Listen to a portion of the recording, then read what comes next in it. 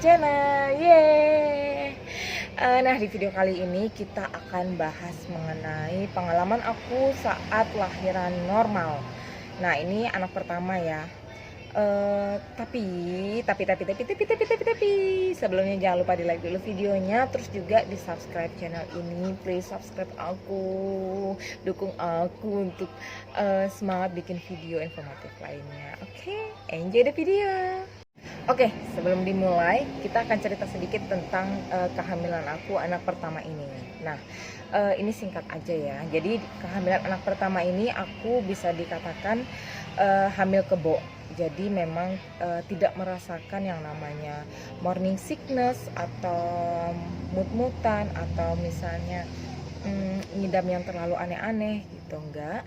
Dan juga aku beraktivitas seperti biasa, aku bekerja lebih giat malahan dari biasanya, dan melakukan pekerjaan rumah dengan yaitu lebih giat dari biasanya, tuh lebih keras dari biasanya.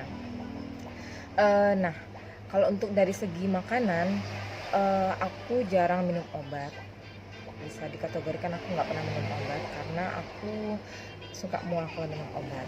Sebenarnya bukan obatnya yang bikin mual, tapi proses aku minum obatnya itu yang bikin mual. Jadi alhasil setelah aku coba tidak minum obat, tuh badan aku nggak ada masalah, jadinya aku nggak minum obat. Tapi ini jangan ditiru ya teman-teman, ini hanya mungkin pada tubuh tertentu saja gitu. Mungkin imun aku yang memang di atas rata-rata gitu.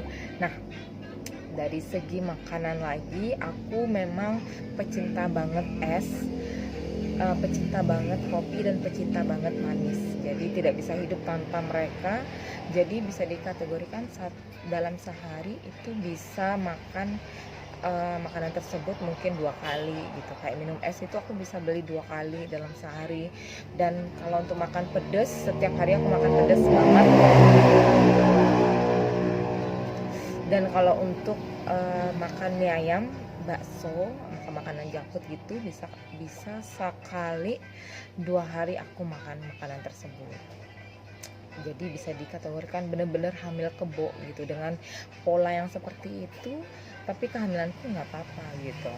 Dan kalau untuk mobilisasi, aku memang suka rider ya, suka naik motor gitu. Jadi bisa dikategorikan dari Depok ke Bekasi aku motoran, kadang malam karena kita suka jalan malam kan sama suami, karena kalau malam nggak ada macet, Cin.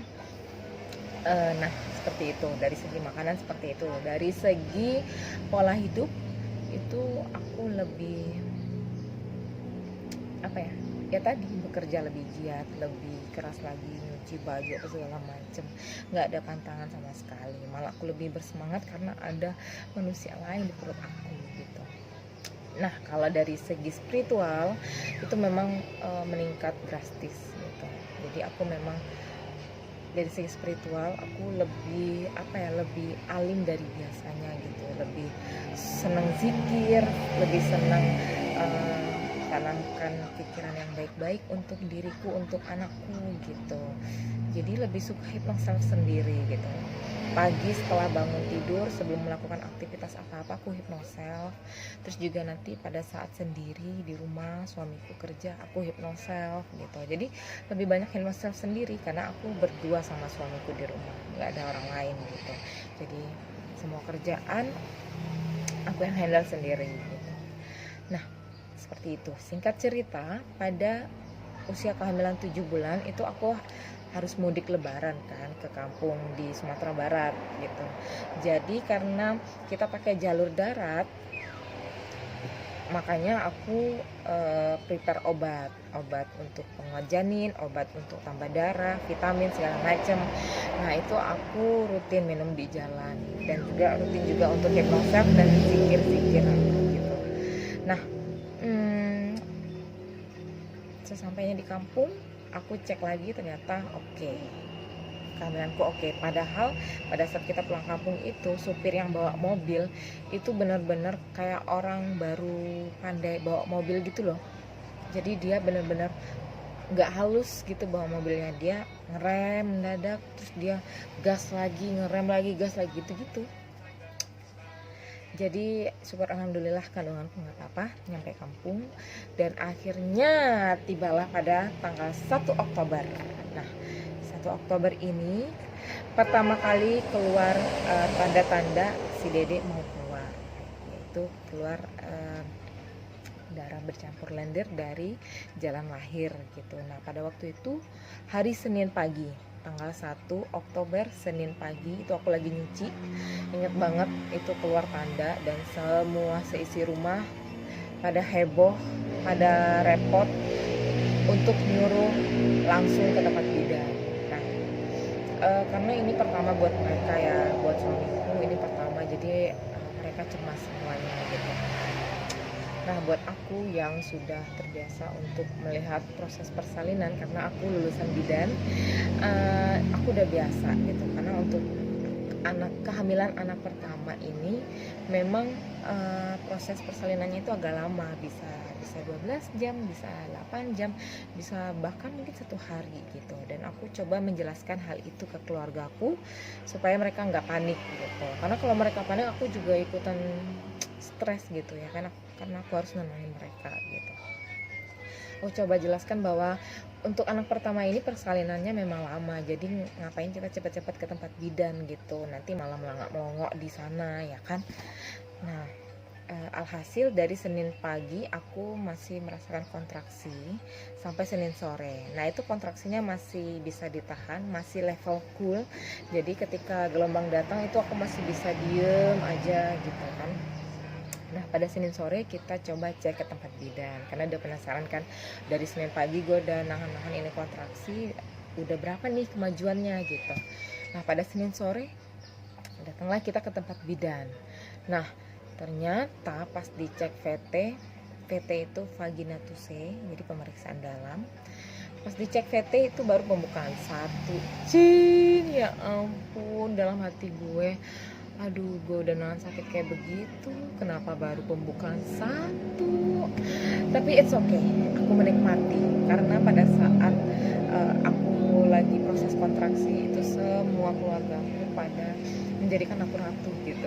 Jadi benar-benar ditanyain pengen makan apa, pengen minum apa, pengen ngapain gitu. Ya seneng menikmati aja gitu. Nah, oke. Senin sore setelah di tempat bidan baru pembukaan 1, jadi kita pulang lagi. Kita sempat jalan-jalan juga itu sore. Nah, jadi aku masih nahan kontraksi tuh sampai Senin malam, sampai Selasa pagi. Nah, itu kontraksinya udah nggak main-main lagi. Dari yang gue masih bisa cool pada saat kontraksinya datang. Nah, Selasa itu gue pada saat kontraksi datang itu udah meremas sesuatu benda gitu. Jadi apapun yang ada di dekat gue pada saat kontraksi datang itu gue remas dan bener-bener kayak apa ya, kayak kita lagi mau nahan BAB gitu. Tapi gue masih bisa cool, cuman meringis diam aja gitu. Nah, pada Selasa sore gue udah excited karena gue udah selama itu nahan kontraksi sekali setengah jam dan itu selama 3 menit lah kurang lebih. Gue excited karena Selasa sore, oke, anak gue mau lahir nih, gue harus cantik. Nah, sebelum ke tempat bidan, dandan dulu Cin. Jadi Selasa sore ke tempat bidan, pemeriksaan dalam lagi vaginatuse, dan setelah di VT itu baru pembukaan 2. Dan di situ gue benar-benar, ya Allah, aku tuh udah nahan dari hari Senin, kenapa baru 2 ya Allah gitu. Ayo nah, bunda udah hampir nggak kuat nih, udah bener-bener tidur udah susah karena gelombang cintanya itu datang terus gitu. Tapi pada hari Selasa itu bidan prediksikan ini mungkin besok pagi nih, dia bilang gitu. Di hari Senin waktu periksa, Bu bidannya juga bilang, oh ini Selasa pagi paling nih. Nah, di Selasa sore Bu bidannya bilang, oh ini paling pagi ini gitu. Ya Allah. Tapi Bu bidannya bilang juga, kalau seandainya tengah malam gak kuat bisa langsung datang aja ke sini. Nah, ternyata benar. Setelah Selasa sore itu berlanjut Selasa malam, berlanjut ke Rabu dini hari jam 2 itu aku udah meningkat banget kontraksinya. Itu bener-bener udah nggak tahan banget, benar-benar pada saat kontraksi datang itu badanku bergetar semua karena menahan sakitnya. Jadi sakitnya kontraksi itu seperti menstruasi ya, itu dalam tahap wajar, mungkin pembukaan 1 atau 2 itu seperti menstruasi, tapi sakitnya lebih 3 kali lipat, mungkin 3 atau 5 kali lipat lah. Tapi pada saat mungkin sudah pembukaan mendekati gitu, itu sakitnya seperti dirajam, seperti dirajam, dicambuk sama malaikat gitu rasanya ya, gitu. Nah, pada Rabu dini hari jam 2 itu aku udah nggak kuat dan orang tuaku nyuruh untuk ya udah cus tempat bidan gitu. Dan suami juga nggak tahan ngeliat aku meringis kayak gitu, ya udah kita cus tempat bidan. Nah, setelah dicek ternyata baru bukaan 3 dong, ya Allah, baru bukaan 3. Oke, gue nikmatin sampai udah Rabu pagi, udah Rabu siang, gue masih bergetar-getar nahan sakit dan sampai Rabu sore itu gue makin gak karuan, udah kayak orang gila. Padahal gue udah mandi, jam zuhurnya tuh gue udah mandi, udah dandan, karena gue udah prediksi gue tuh jam 3 gue udah ketemu anak gue gitu. Nah, ternyata jam 5 gue masih nahan sakit. Nah, jam 5 pada saat gelombang cinta itu datang, itu gue bergetar hebat banget, dan ternyata ketuban gue pecah di jam 5 sore hari Rabu tanggal 3 itu. Nah, pada saat dicek, bidan melakukan vaginatusnya lagi.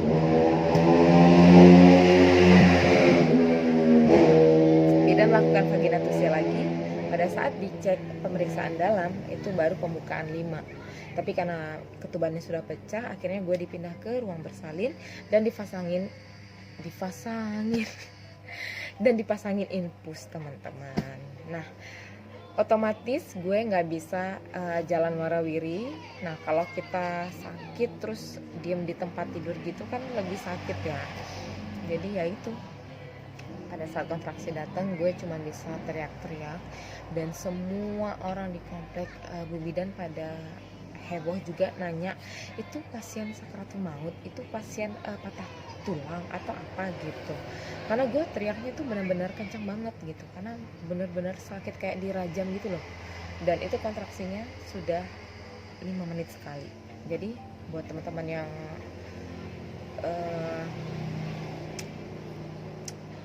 yang pengen tahu bagaimana rasanya kontraksi, itu ketika kalian sudah pembukaan 5 ke atas, itu kontraksinya seperti kalian dirajam sama malaikat, seperti itu.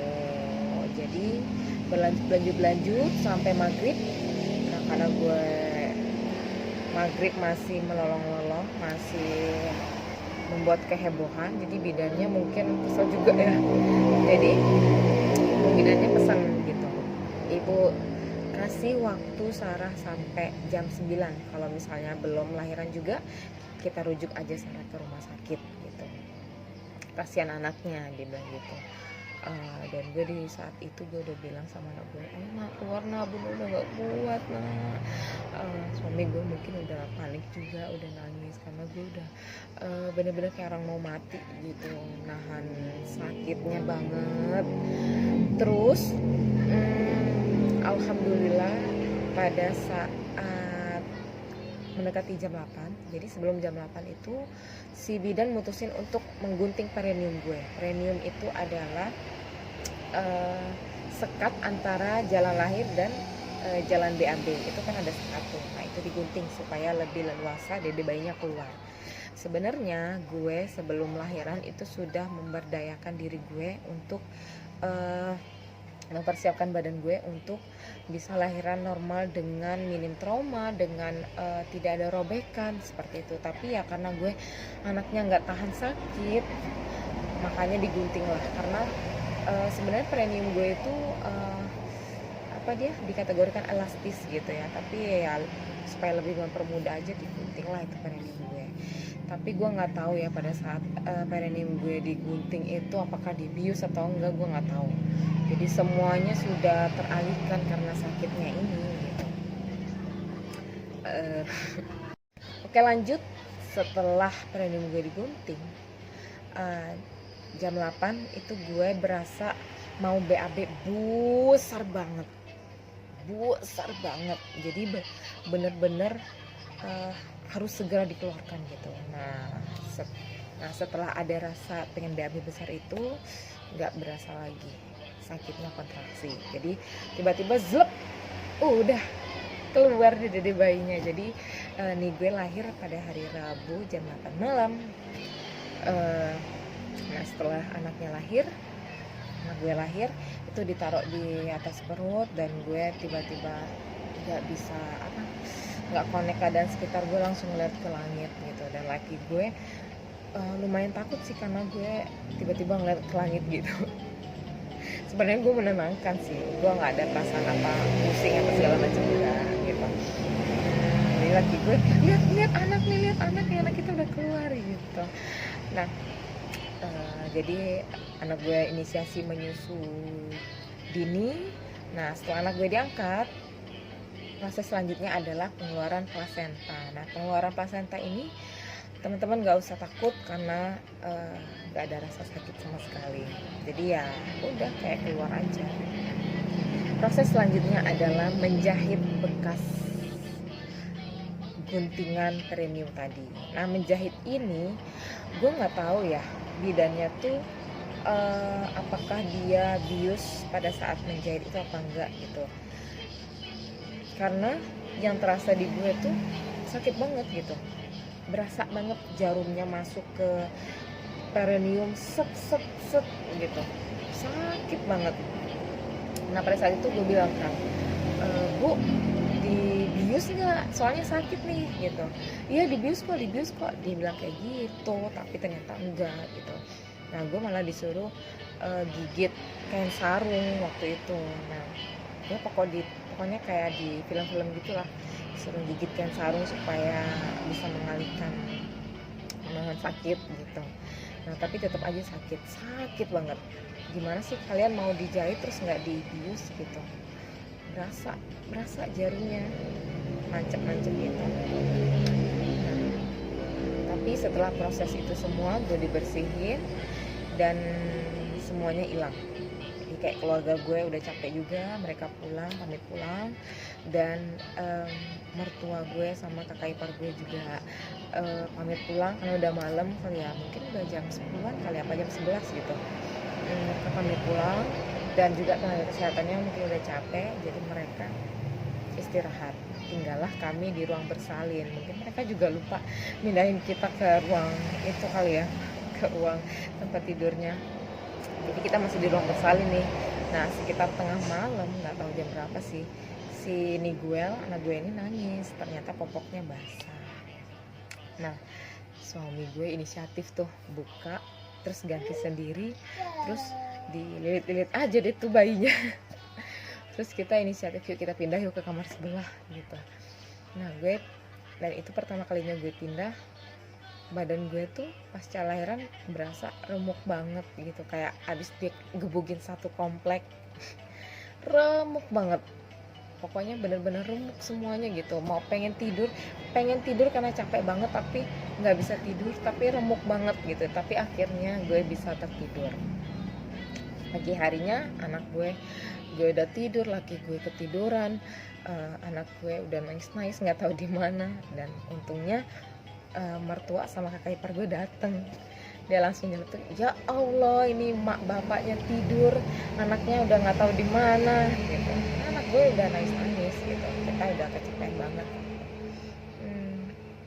Dan pagi harinya H+1 setelah gue lahiran, gue bangun pagi dan gue disuruh mandi, langsung basahin rambut supaya aliran darah lancar gitu katanya. Jadi sebenarnya gue ngeri sih ke kamar mandi, takut pusing, takut badan gue nggak kuat, takut gitu. Tapi mertua gue suruh untuk nggak apa-apa mandi aja gitu, nggak apa-apa mandi aja. Jadi pas pada saat gue dari tidur ke mau duduk itu, gue tuh terbayang-bayang jahitan semalam gitu, makanya itu yang membuat gue untuk susah duduk. Pada akhirnya gue bisa duduk dibantuin mertua gue. Mertua gue tuh menantunya udah banyak dan juga anaknya banyak, jadi mereka lebih berpengalaman gitu. Udah, setelah gue mandi, gue makan, udah deh, gue dandan deh. Dan sorenya gue udah bisa pulang bawa anak gue. Oke, oke teman-teman semua, segitu dulu ceritanya. Sebenarnya proses lahiran itu tidaklah sakit. Yang sakit tuh mungkin proses kontraksinya, proses gelombang cintanya. Nah, itu menjadikan kita supaya kita lebih bersyukur dikaruniai anak sama yang maha kuasa gitu.